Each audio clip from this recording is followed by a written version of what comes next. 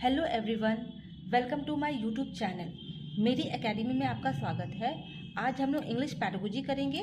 Chapter 1 learning and acquisition, अधिगम और अर्जन। इसी पे बेस हम लोग कुछ क्वेश्चन भी प्रैक्टिस करेंगे। वीडियो को लाइक शेयर एंड सब्सक्राइब जरूर कर दें। अब हम लोग क्लास स्टार्ट करते हैं। लर्निंग क्या है? डेफिनेशन ऑफ लर्निंग हम लोग पहले देख लेते हैं कि लर्निंग क्या है। लर्निंग इज अ की process in human behaviour. Learning क्या है? एक प्रक्रिया है ह्यूमन बिहेवियर में, ह्यूमन के व्यवहार में। All learning involves several activities. जितने भी लर्निंग्स होते हैं, जितने भी लर्निंग प्रोसेस होते हैं, उसमें बहुत सारे एक्टिविटीज, गतिविधियां शामिल होती हैं। These activities can be either physical और मेंटल। ये एक्टिविटीज, ये गतिविधियां या तो फिजिकल भी हो सकती है या तो फिर मेंटल हो सकती है। फिजिकल एक्टिविटीज क्या क्या होती है जरा ये देख लेते हैं। फिजिकल एक्टिविटीज में इन्वॉल्व होता है जंपिंग, रनिंग, डांसिंग, प्लेइंग, जिसमें हमारा मसल्स का यूज हो, जिसमें हमारा मसल्स का यूज हो और जो हम लोग स्पेशली पर डे करते हैं। जैसे कि मॉर्निंग वॉक करते हैं तो ये भी हमारा क्या हो गया? फिजिकल एक्टिविटीज हो गया। ये भी हमारा फिजिकल एक्टिविटी हो गया है।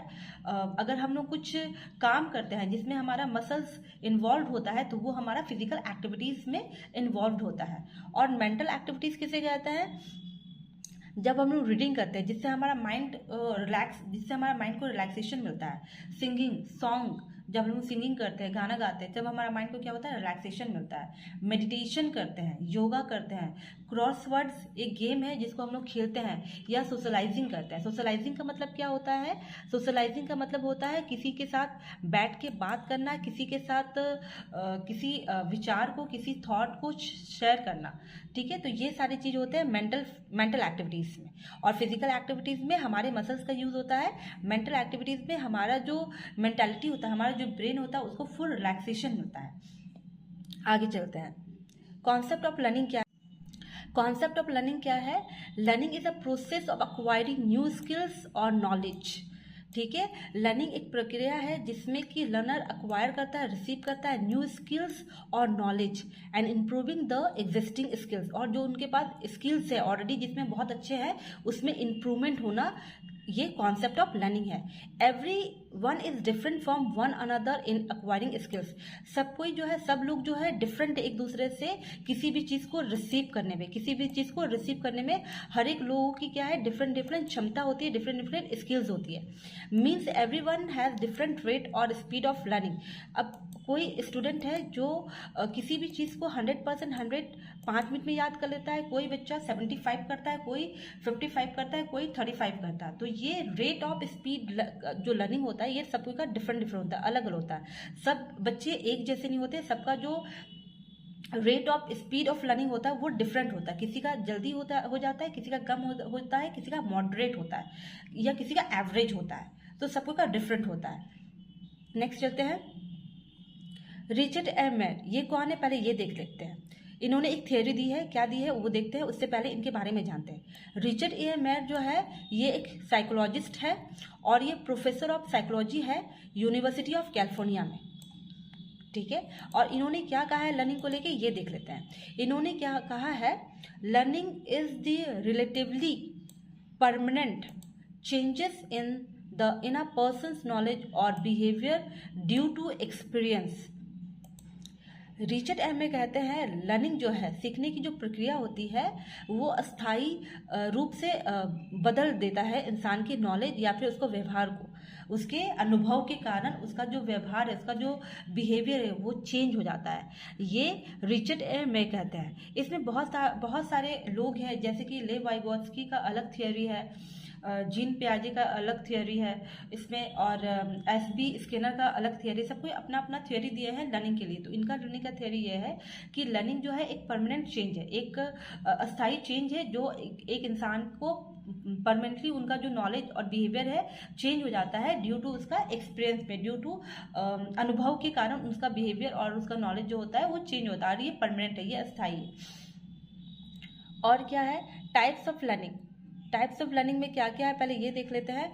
टाइप्स ऑफ लर्निंग 3 प्रकार के टाइप्स होते हैं: motor learning, verbal learning and conceptual learning. Motor learning के ऊपर चलते हैं कि मोटर लर्निंग होता क्या है। मोटर लर्निंग क्या है? Most of activities in a day to day life refer to motor activities. जो एक्टिविटीज हम लोग प्रतिदिन करते हैं, हर एक दिन करते हैं, उसे हम लोग मोटर लर्निंग कहते हैं। जैसे walking, running, driving, jogging, jumping, climbing, ये सारे आपका मोटर लर्निंग स्किल्स में, एक्टिविटीज में आता है। नेक्स्ट, वर्बल लर्निंग क्या है? This type of learning involves language we speak, the communication method we adopt.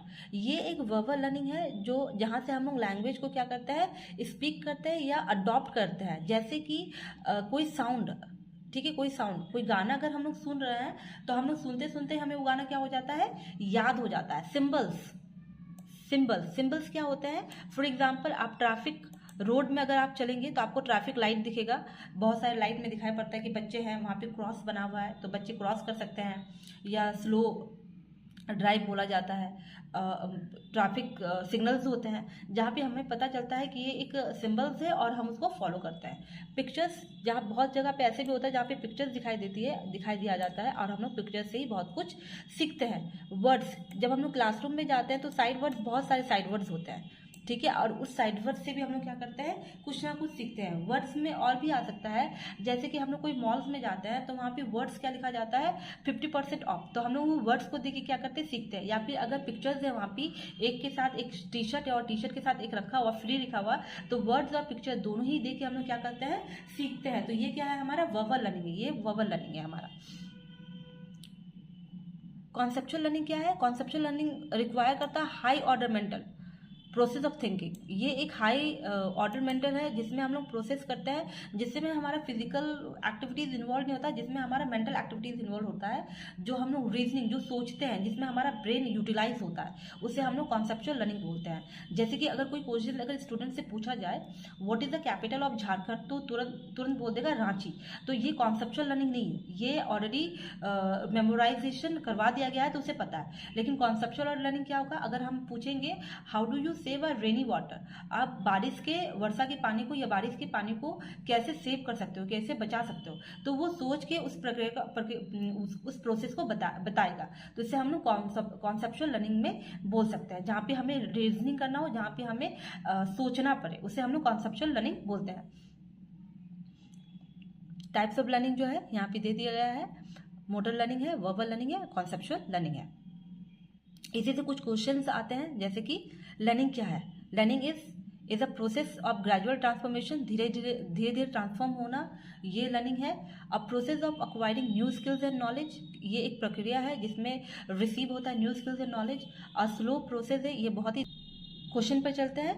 Learning क्या है? Is a process of gradual transformation, धीरे धीरे चेंज होना, ट्रांसफॉर्म होना। A process of acquiring new skills and knowledge, एक प्रक्रिया है जिसमें रिसीव करते हैं न्यू स्किल्स और नॉलेज को।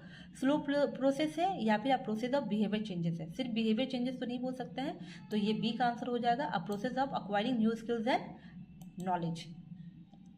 नेक्स्ट चलते हैं, एक सेकंड क्वेश्चन है, सेकंड क्वेश्चन भी देख लेते हैं। Learning is language brings, learning एक लैंग्वेज है जो क्या लाता है? Temporary changes in the persons knowledge, क्या सिर्फ टेम्पोररी कुछ समय के लिए चेंजेस होता है पर्सन के नॉलेज में? No changes in learner's knowledge, कोई भी चेंजेस नहीं होता लर्नर्स नॉलेज में। या permanent changes in learner's knowledge and behaviour, क्या परमानेंट चेंजेस होता है लर्नर्स के नॉलेज एंड बिहेवियर में? None of the above. तो राइट आंसर है learning is language brings permanent changes in learner's knowledge and behaviour.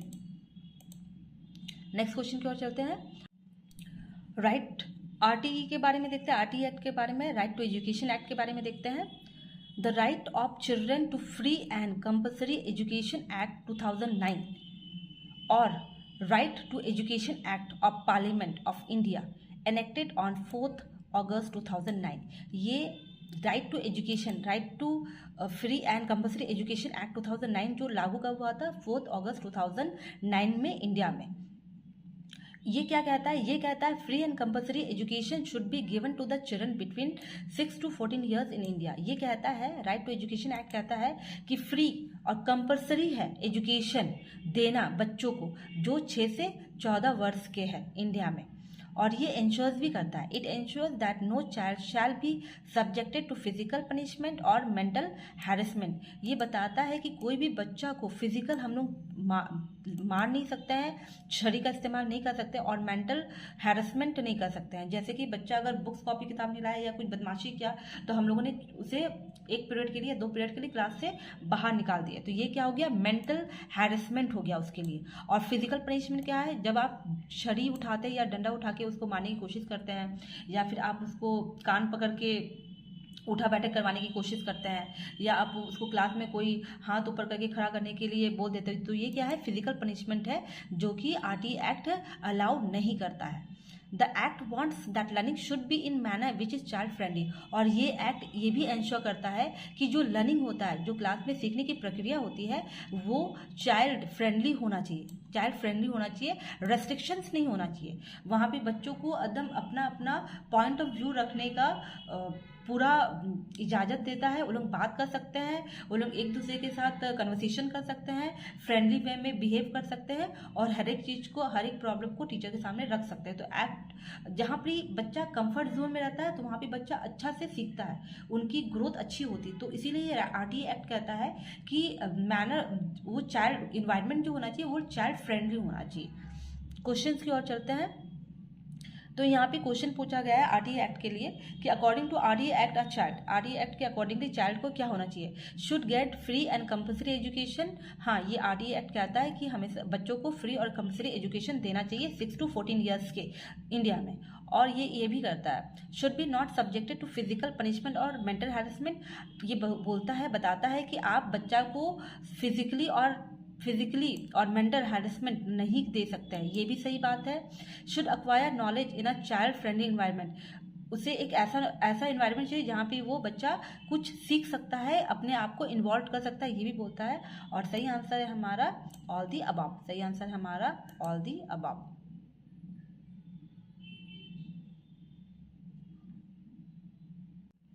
Next है question number 4, the right of children to free and compulsory education act 2009 stipulates that learning should be, the right of children to free and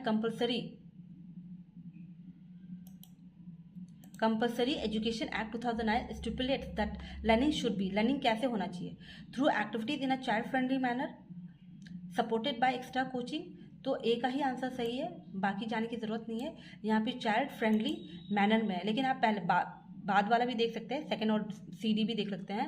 supported by extra coaching, extra coaching की कोई ज़रूरत नहीं होती है।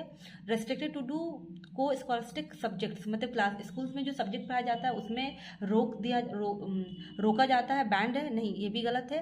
Carefully monitor by frequent testing, कुछ भी class में होता है तो उसमें बच्चों को निगरानी में रखना चाहिए, तो ऐसा आरटीई नहीं कहता है। सही आंसर है through activities in a child friendly manner, जहाँ पे बच्चा जो है फ्रेंडली मैनर में सीखे। क्वेश्चन नंबर 5 देखते हैं, the right of education, the right of child, The right of children to free and compulsory education Act 2009 has included all-round development of a child as one of the aims of education, because यहाँ पे बताया जा रहा है जो right to education act है उसने कौन कौन सा डेवलपमेंट को मद्देनजर रखते हुए क्या एम किया है एजुकेशन में। It nurtures the physical, mental and emotional aspect of a child.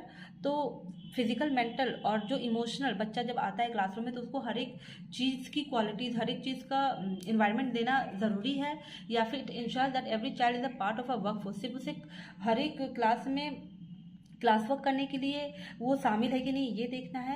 Every child grows rapidly between 6 to 14 years, सिर्फ ये देखना है कि सारे बच्चे जो है एक समय में रैपिडली, मतलब स्पीड से सब कोई का ग्रोथ हो रहा है, सब कोई सीख रहे हैं, या proper health care is essential. सिर्फ प्रॉपर हेल्थ केयर देखने से नहीं होगा, तो यहाँ पे सही आंसर है हमारा A, it nurtures the physical and mental emotional aspect of a child, जहाँ पे बच्चा फिजिकली, मेंटली और इमोशनली डेवलप करे, आरटीई एक्ट वो कहता है।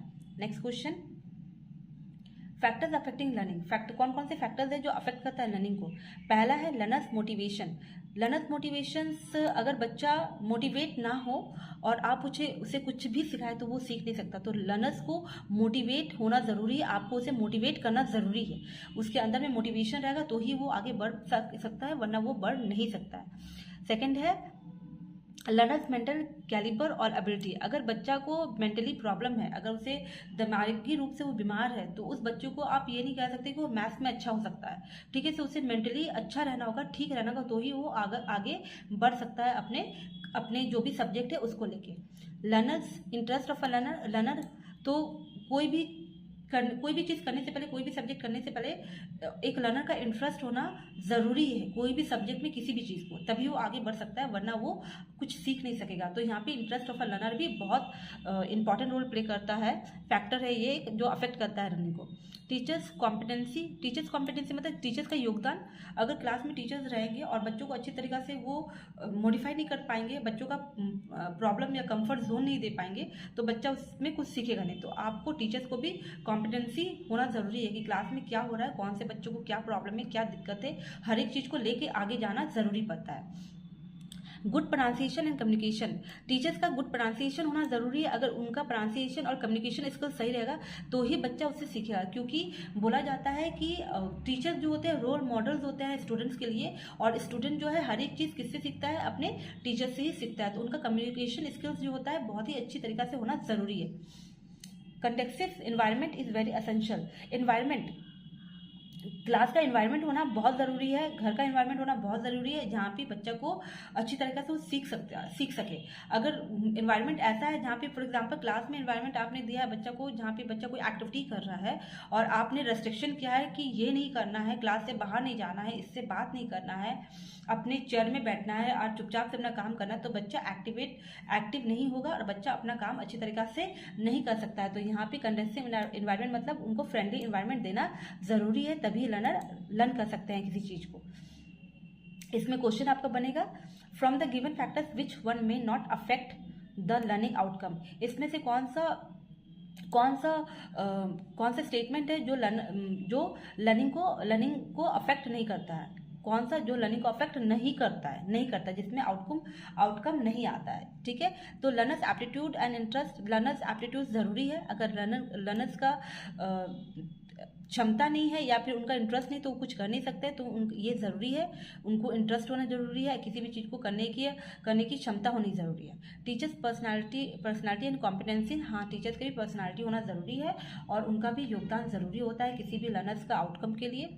हेल्दी इन्वायरमेंट एट होम, अगर बच्चा का हेल्दी इन्वायरमेंट नहीं रहेगा, जहाँ भी हमेशा प्रॉब्लम है, हमेशा कुछ ना कुछ दिक्कत होती है घर पे और बच्चा को सही ढंग से पढ़ने का इन्वायरमेंट नहीं मिल रहा, जगह नहीं मिल रहा, तो बच्चा को प्रॉब्लम होगा। तो यहाँ पे हेल्दी इन्वायरमेंट भी बहुत ही ज़रूरी है ना। लास्ट ऑप्शन हमारा है पीयर प्रेशर। तो पीयर प्रेशर उतना इंपॉर्टेंट रोल प्ले नहीं करता है, तो हम पीयर प्रेशर के साथ जाएंगे, जहाँ पे सहपाठियों का दबाव में बच्चा कुछ भी सीख नहीं सकता, उसका आउटकम कुछ भी नहीं आएगा, ठीक है। नेक्स्ट, कॉन्सेप्ट ऑफ अक्विजिशन का कॉन्सेप्ट क्या है? When language is learned naturally and without any systematic practice, it is called acquisition. Acquisition क्या होता है पहले ये देख लेते हैं हम लोग। Acquisition, अर्जन क्या है? अर्जन क्या है या किसे कहते हैं? एक ऐसा माहौल जहाँ पे बच्चा नेचर से सीख रहा है, इन्वायरमेंट से सीख रहा है, कोई प्रैक्टिस नहीं है, कोई सिस्टमैटिक प्रैक्टिस नहीं है और विदाउट एनी ग्रामर, तो वो हम लोग बोल सकते हैं वो अक्विजिशन है, ठीक है। जहाँ पे इन्वायरमेंट, फॉर एग्जांपल आपके घर में बहुत सारे लोग हैं, वहाँ पे बच्चा है और बच्चा गाना सुनते सुनते, आपके घर में बहुत सारे सिंगर्स हैं, तो बच्चा सुनते सुनते उन्होंने गाना सीख लिया, तो वो क्या है? अक्विजिशन है, वो अक्वायर्ड कर रहा है क्योंकि उसका माहौल उस तरीके से बना है। लर्नर्स अक्वायर और language when it is use in the natural environment, और ये भी बताया जाता है कि जो लर्नर्स होते हैं वो अक्वायर रिसीव नॉलेज कब करते हैं? जब उनका इन्वायरमेंट जो होता है वो फ्रेंडली इन्वायरमेंट हो और नेचुरल इन्वायरमेंट हो, तब ये अपोजिशन इसे कह सकते हैं। नॉम चॉम्स्की के बारे में पढ़ते हैं हम लोग। नॉम चॉम्स्की कौन थे? इन्होंने एक बहुत अच्छा थियोरी दिया है। इनका स्टेट ये है कि हमारा जो ब्रेन है वो दो पार्ट में डिवाइडेड है, लेफ्ट एंड राइट। ब्रेन का हेमिस्फीयर जो है लेफ्ट वाला जो है, जिसमें हम लोग लॉजिकल थिंकिंग है, वहाँ पे हमारे पास एक एलईडी डिवाइस है, लैंग्वेज एक्विजिशन डिवाइस है। ये नॉम चॉम्स्की का कहना है, ये स्टेट करते हैं कि हमारे पास एक लैंग्वेज एक्विजिशन डिवाइस है जिससे हम लोग ऑटोमेटिकली सीखते हैं इन्वायरमेंट के थ्रू हम लोग कुछ सीखते हैं।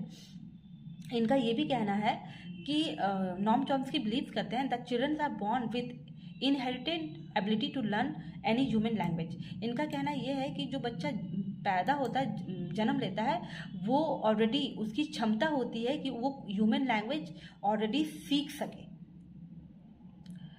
ये नॉम चॉम्स्की ये भी कहते हैं, he also state that all children are born with understanding of rules and language, they simply need to acquired. इनका ये भी कहना है, ये भी मानते हैं कि जो बच्चे जन्म लेते हैं उनकी understanding of rules and language जो है काफ़ी अच्छा होता है, बस उनको सिंपली लर्न रिक्वायर करने की, रिसीव करने की ज़रूरत होती है।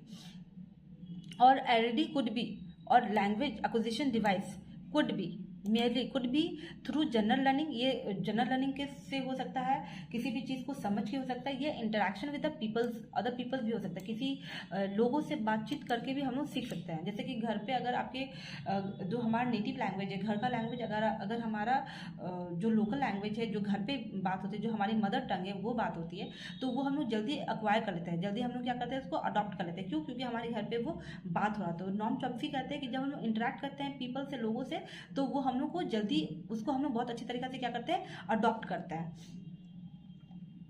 इसमें क्वेश्चन एक और बनेगा आपका, according to dance LED is responsible for fluency in English और any other language. According to whom, यहाँ पे हुम है, किसने ये दिया है कि एलईडी जो लैंग्वेज एक्विजिशन डिवाइस है, ये रिस्पॉन्सिबल है किसी भी लैंग्वेज को अडॉप्ट करने के लिए या अदर लैंग्वेज को अडॉप्ट करने के लिए। तो हमारा राइट आंसर है Noam Chomsky, number C, Noam Chomsky.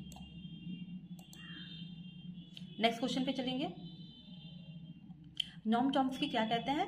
Nom Chomsky reference to deep structures means, Noam Chomsky का एक रेफरेंस है जो बहुत ही जो स्ट्रक्चर है वो क्या कहता है, वो थियोरी क्या कहता है, universal grammar underlying all language and corresponding to an innate capacity of a human brain. Innate मतलब क्या है? जन्मजात से। हमेशा याद रखिएगा जब भी जन्मजात, इनेट की बात होती है तो जन्मजात से। इनका कहना है कि जो यूनिवर्सल ग्रामर है और जो लैंग्वेज है ऑलरेडी ह्यूमन ब्रेन में जन्मजात से ही है, लेकिन उसको बस एक्वायर करने की जरूरत होती है। तो यहाँ पे पहला आंसर हमारा सही है। फिर भी हम लोग बी सी डी देख लेंगे। Hidden set of grammatical rules learn through intensive study. Intensive study की बात नहीं करते, ये कहते हैं कि हम जब जन्म लेते हैं तब हमारे पास एक एलईडी डिवाइस होता है जिसके थ्रू हम लोग सब कुछ सीख सकते हैं, बस हमें जो है एनवायरनमेंट मिलना चाहिए। तो हमारा एक आंसर सही है। नेक्स्ट क्वेश्चन की ओर चलते हैं। LED stands for language acquire device, learning acquire device, learning acquisition device, language acquisition device. सब जानते हैं एलईडी का फुल फॉर्म है लैंग्वेज एक्विजिशन डिवाइस, लेकिन बहुत लोग गलती भी कर देते हैं, तो ये एक इंपॉर्टेंट है इसका फुल फॉर्म, प्लीज ये देख लीजिएगा एक बार।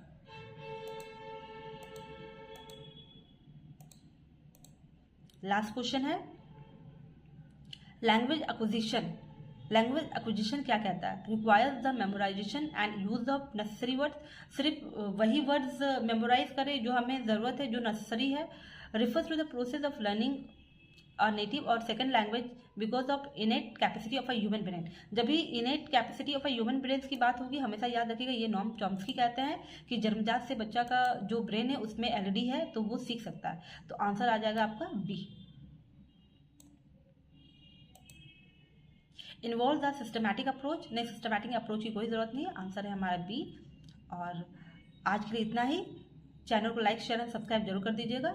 मिलते हैं नेक्स्ट वीडियो के साथ। Thank you everyone.